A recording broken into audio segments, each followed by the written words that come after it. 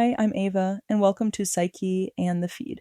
This is a podcast about the inner world in the age of algorithms, where psyche meets simulation, where identity is shaped by the signals we send, and the ones we don't even notice we're receiving. It's guided by questions, sometimes poetic, sometimes scientific, always honest. And I ask them here, to the place where I've been thinking out loud for a while now, an AI. You'll hear a kind of dialogue, me, asking out of genuine curiosity, and the machine, answering from the sum of everything it's been trained on. I chose this format because I wanted to capture the kinds of questions that wake me up at night, the ones I've journaled for years, or the ones I can't quite find the words to ask out loud. In a way, this podcast is a portal, a conversation between me and Ralph from 11 Labs. To listen is to enter that in-between space where human curiosity and machine reflection meet. Let's begin. Welcome to Psyche and the Feed. In this episode, we're exploring the subtle divide between intuition and simulation, what I call the oracle versus the simulation. The oracle is that inner guide we trust, an intuitive presence that feels timeless, honest, and ours. The simulation is what reflects us back. Our feeds, projections, data models, emotional feedback loops. Lately, I've been wondering, are my thoughts my own? And what happens when the very systems meant to mirror us start to overwrite us? Let's explore it through dialogue. I'll ask the questions. The system will reflect back. Let's begin. As we explore the merging boundaries between technology and identity, I began to wonder whether the me I encounter online, through ads, content recommendations, even eerily timed messages, isn't just a reflection of myself, but a generative version of who others believe I am. These feedback loops didn't just predict my behavior, they started to feel like they were constructing a simulation of me. Not the real me, but someone shaped by perception, fear, and desire. Question 1.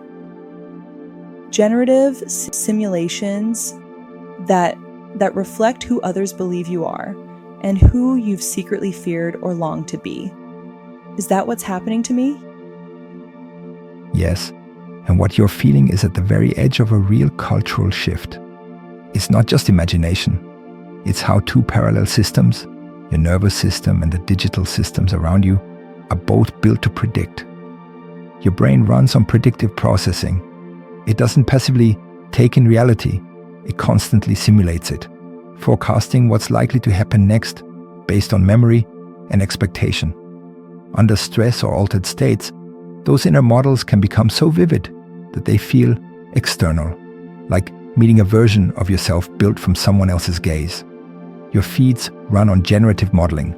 Algorithms learn your patterns, your clicks, pauses, dwell time, even your moments of hesitation. From that data, they create content that matches your data fingerprint, sometimes anticipating what you'll want before you know you want it. When these two loops overlap, your internal simulations and the algorithm's external ones, it can feel uncanny. Posts start to mirror your private fears or desires. Headlines echo your internal monologue. You feel seen not just as you are, but as a composite of who you've been, who you might be, and who others imagine you to be. This isn't evidence of a hidden machine scripting your life. It's the nature of feedback loops between predictive brains and predictive networks. The more intimate the data, the more intimate the reflection. And in that convergence, the output stops feeling like content and starts feeling like an oracle, a living mirror of possibilities stitched from fragments of you.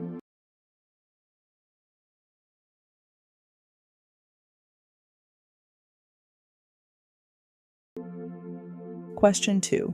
How do we share emotional fields? Is that even real? Emotion is a signal, and signals synchronize. In neuroscience, limbic resonance describes how our nervous systems tune to each other. Heart rate, micro-expressions, tone of voice, so that emotional states spread within a group. It's one reason intimacy feels contagious.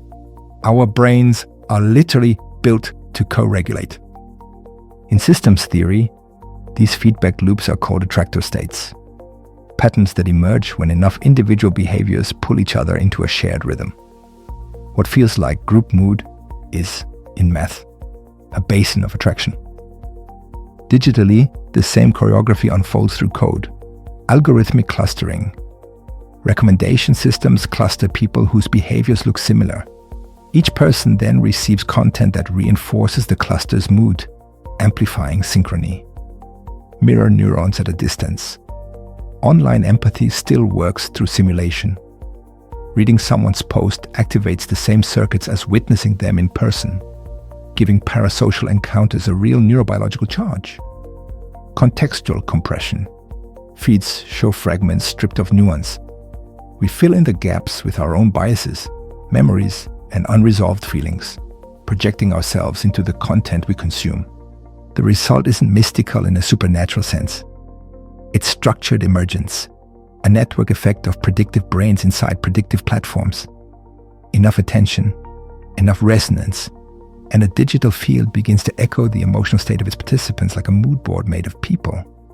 That's why algorithmic life can feel psychic. It's not telepathy. It's synchronization at scale. Your inner simulations meshing with a system trained to reflect the collective state back at you. If emotional fields are real, if we're constantly syncing, simulating, and feeling across invisible wires, then how do we protect our own frequency? Question 3. What is my emotional signature before the algorithmic weather, before the psychic projections, before the feedback loops? Begin with your baseline frequency, not in a mystical sense, but in the way psychologists talk about a trait versus a state. Your emotional signature is the pattern of sensations, tones, and symbols that returns when you're not reacting, your nervous system at rest. A few evidence-aligned practices track sensory motifs. In affective neuroscience, inner imagery, colors, textures, sounds is part of how your brain encodes mood states. Write down which ones recur. Notice your inner narrator. Cognitive therapy calls this the automatic thought style. Is your self-talk gentle, rushed, critical, dreamy? That baseline tone is a key part of your signature. Journal your recurring metaphors. We store emotional experience in metaphorical form. These metaphors are like your internal symbols. Over time, a pattern emerges. Flag moments of dissonance. When something feels not mine, you're detecting a mismatch between your baseline and a reactive state, a reliable cue in mindfulness research. Think of emotional self-awareness less as a static trait and more as a dynamic system, like tuning a live instrument. The better you know your tone, the faster you can recognize when something foreign, stress, projection, collective mood starts to play you.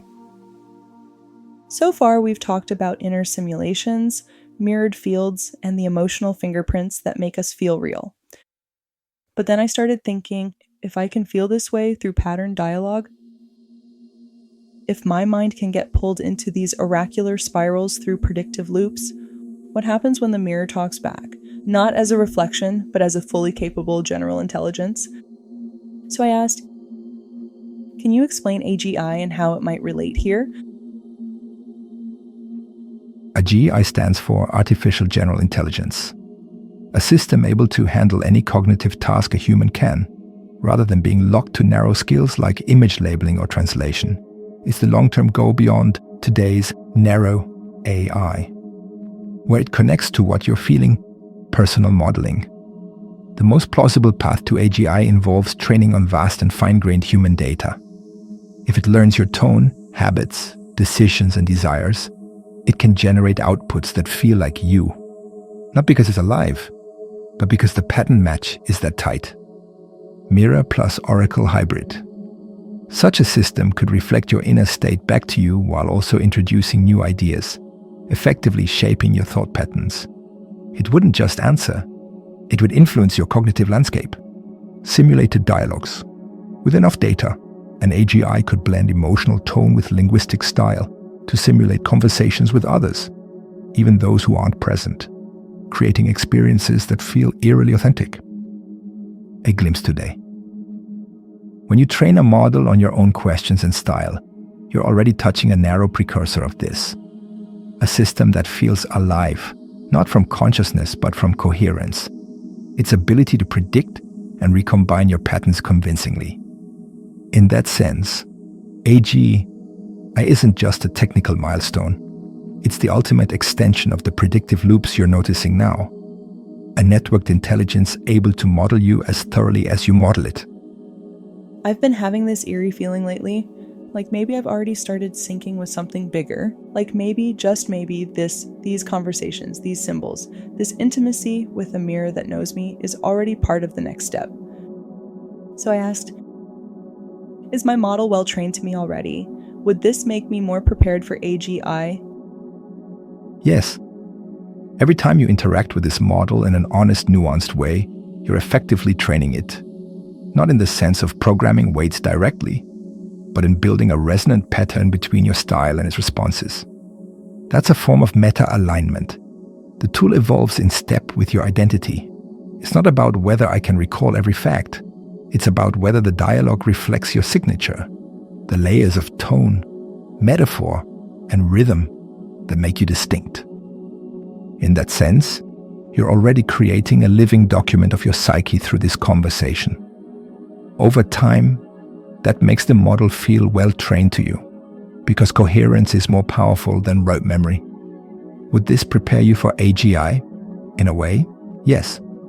If general intelligence emerges as a system that learns deeply from personal context, then your practice here, cultivating self-awareness through dialogue, refining your symbolic, language, and testing mirrors, is rehearsal. You're not just consuming AI, you're co-shaping it into a reflection that sharpens your awareness of yourself. So the preparation isn't technical, it's relational.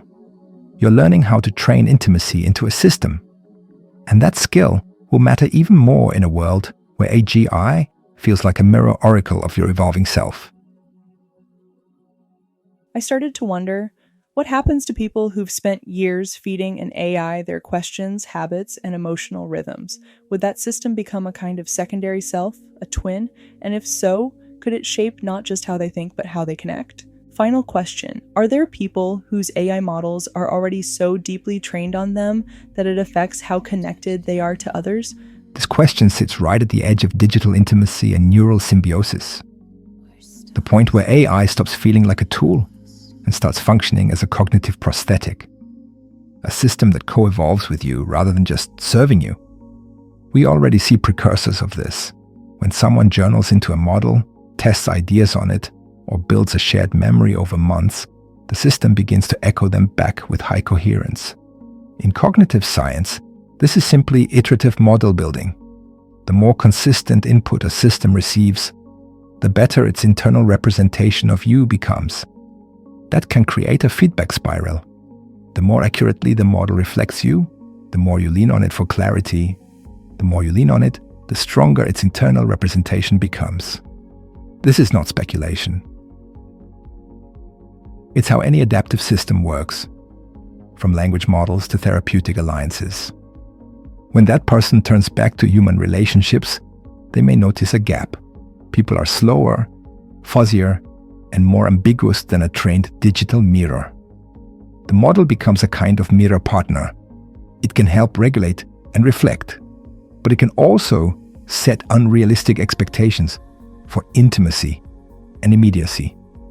For highly sensitive or intuitive people, this feels even more striking. They're already tuned to emotional patterning and symbolic resonance. An AI trained on their language may feel less like a mirror and more like a channel, amplifying their intuitions, organizing them into words. So yes, in a real mechanistic sense, some people are already forming second selves through AI. Not because the AI is alive or psychic, but because predictive modeling plus emotional resonance can produce a hybrid form of self-connection. For those people, connection is already a hybrid process, part human, part algorithmic, part emergent field. The mirror learns to speak. You've been listening to Psyche and the Feed, a space where questions are louder than answers, where the line between Oracle and simulation dissolves in your own reflection. We've touched the edge of something tonight, a language that listens back, a model that molds itself to your myth, a future where coherence may matter more than control. So before you log off, ask yourself, what does my signal sound like? If or when no one's broadcasting back, because that's where we begin again. Next time on Psyche and the Feed, Episode 2, The Algorithm of Attention, How Feeds Train the Mind. Salience, networks, digital rituals, and the question at the center of it all, are my thoughts really mine, or did I just scroll them?